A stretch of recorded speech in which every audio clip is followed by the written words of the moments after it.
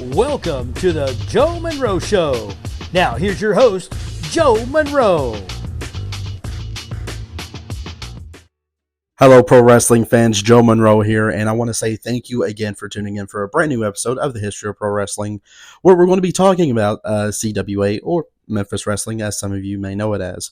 But first, let's go ahead and get some sponsors, some shout-outs real quick. First and foremost, I want to thank our friends at Ultimate Championship Wrestling and Triple Crown Wrestling. They are bringing wrestling back the way it should be. And we also want to thank our longtime sponsors, Phenomenal Funds ATL. If you're looking for anything from pro wrestling to any 90s or any retro things, go check out Phenomenal Funds ATL at phenomenalfundsatl.com. We also want to thank our new sponsors, Les Murphy Painting, as well as our other sponsor, Sassy Sisters Painting. Go check them out if you need any painting repairs or anything in such nature. Thank you again to our new sponsors, especially Les Murphy Painting and Sassy Sisters Painting. Thank you all for sponsoring us, and let's go ahead and let's get into a brand new episode of the History of Pro Wrestling. The 1970s, what a glorious time it was, especially for pro wrestling. And this is the era in which the CWA, and I'm talking about the Continental Wrestling Association, started. Now, the CWA was actually starting a little bit of controversy in a way. Thanks to its founder, Jerry Jarrett, who wrestled for NWA Mid-America. If you haven't seen that episode, go check that out, with Nick Goulas. And Nick Goulas and Jerry Jarrett had a very, very long working relationship for the longest time. But in the end, they didn't leave off on not so much good terms. The whole trouble with Nick Goulas and Jerry Jarrett is for two reasons. One, Nick Goulas' son, George Goulas, wasn't the best wrestler. However, Nick Goulas, who was head booker of NWA America at the time, booked him as if he was a main eventer, and Jerry Jarrett and everybody else knew that he was not. So that's one thing. For two, money. Jerry Jarrett bought into, I think, 10%, if I'm not mistaken, into NWA Mid-America, and was basically, unfortunately, tricked by Nick Goulas. So, due to that, actually both those reasons, is the reason Jerry Jarrett left NWA Mid-America and started CWA.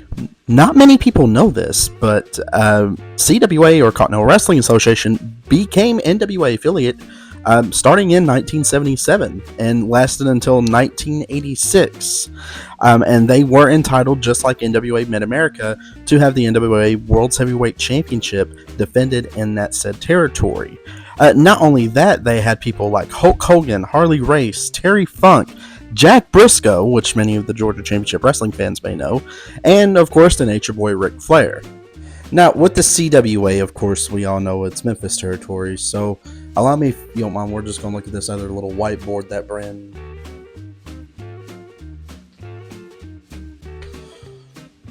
Another project. Now, very notable, there are a lot of professional wrestlers that came through CWA.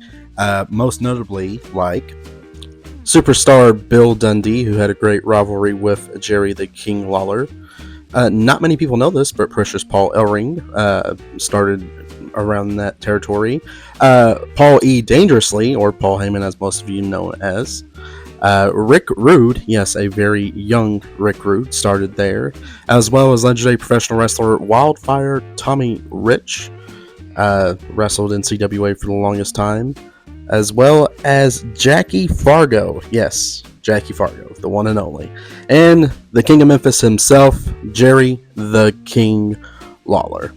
Speaking of Jerry the King Lawler, he probably had the most notable feuds, such with Bill Dundee, Terry Funk, and the one everybody remembers is with actor-comedian Andy Kaufman.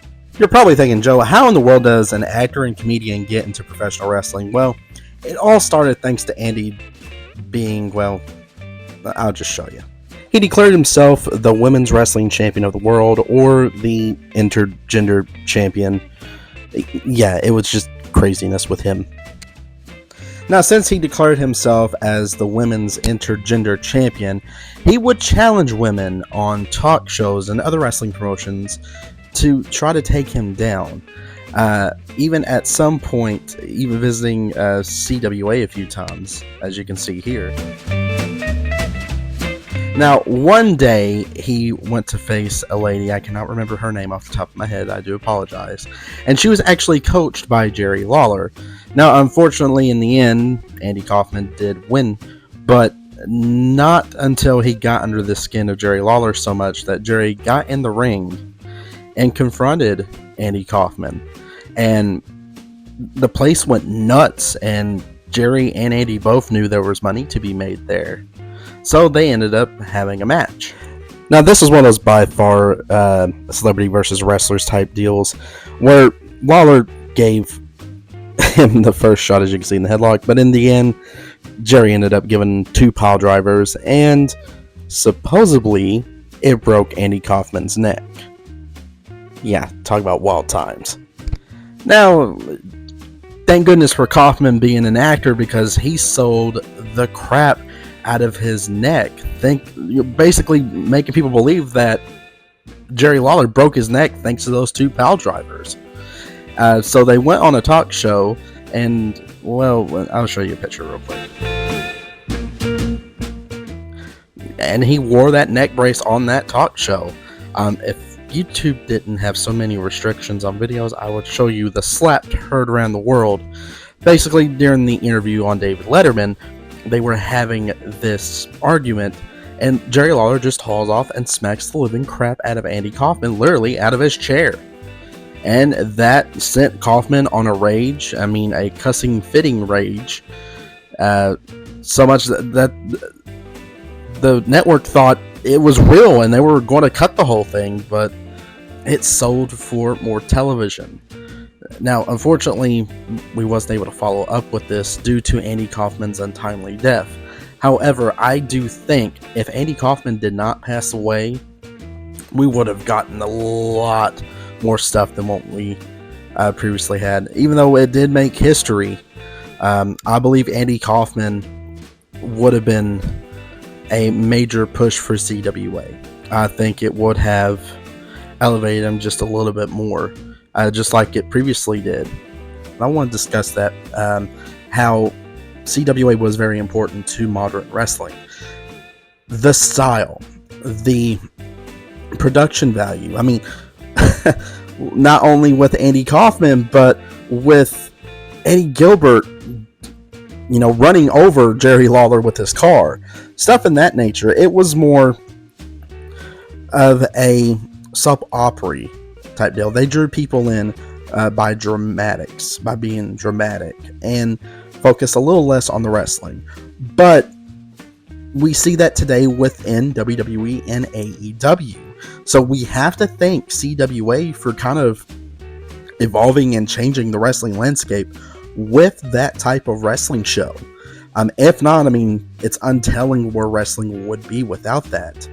But they were 100% the pioneers behind that, and we have to give thanks to Jerry Jarrett and heads of the CWA for evolving professional wrestling like they did. A lot of people don't realize they had a very well-working relationship with the AWA, all thanks to Lawler winning the AWA title.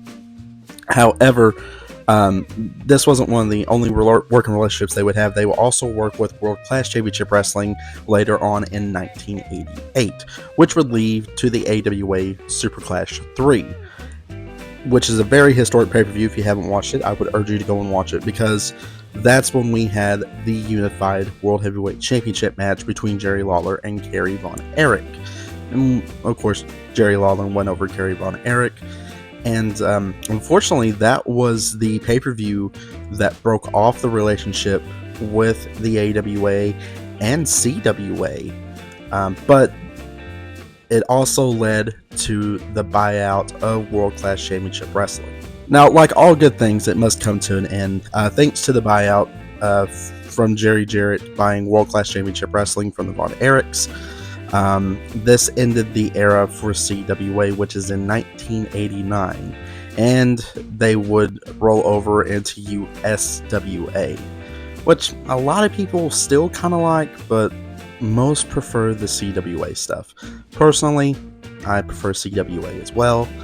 But that's just personal preference. I mean, USWA, we'll go over that later on.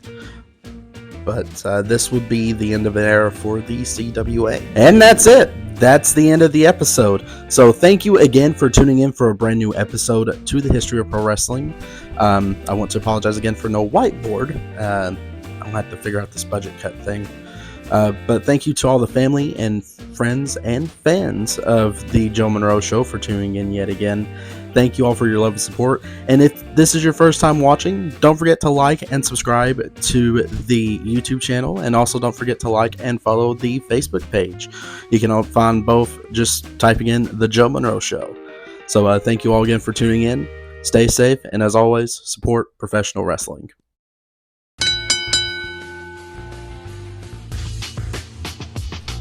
You've been listening to The Joe Monroe Show with Joe Monroe. Don't forget to like and subscribe.